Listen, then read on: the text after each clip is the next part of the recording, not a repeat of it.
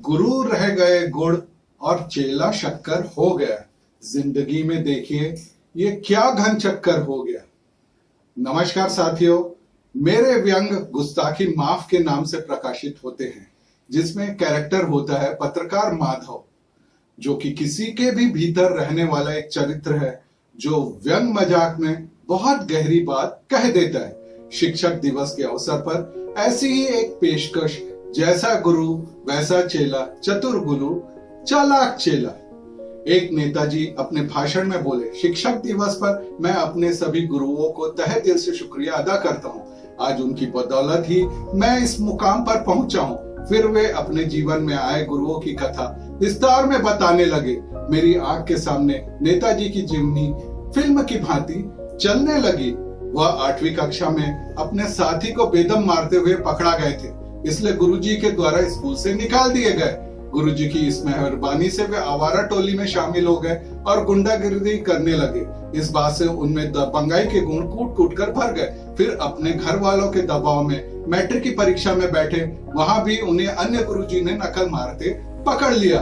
बाहर निकलकर उन्होंने पकड़वाने वाले गुरुजी से मारपीट की, तो गुरुजी के कारण उन्हें बाल सुधार गृह भेज दिया गया। वहां उपस्थित बाल सुधार गृह के गुरुजी से इतने डंडे खाए कि उनका डंडे खाने से डर समाप्त हो गया।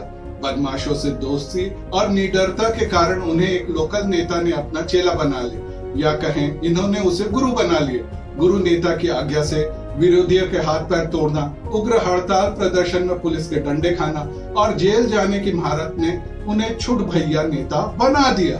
फिर अपने राजनीतिक गुरु नेता से सीखी अवसरवादिता के चलते चुनाव में अपने गुरु नेता के विरुद्ध भीतराघात कर इन्होंने उन्हें चुनाव हरवा दिया। फिर गुरु नेता के विरोध व उस पार्टी के दूसरे गुटों का समर्थन पाकर वे अगला चुनाव जीत गए।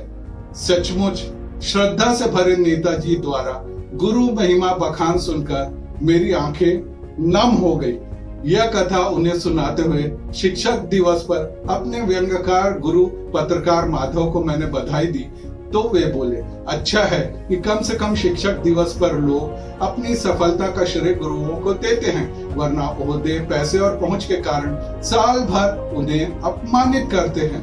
पुराने जमाने में गुरु और शिष्य एक नैतिकता के दायरे में रहते थे, इसलिए उनके मन में एक दूसरे के लिए सचमुच प्रेम और श्रद्धा होती थी।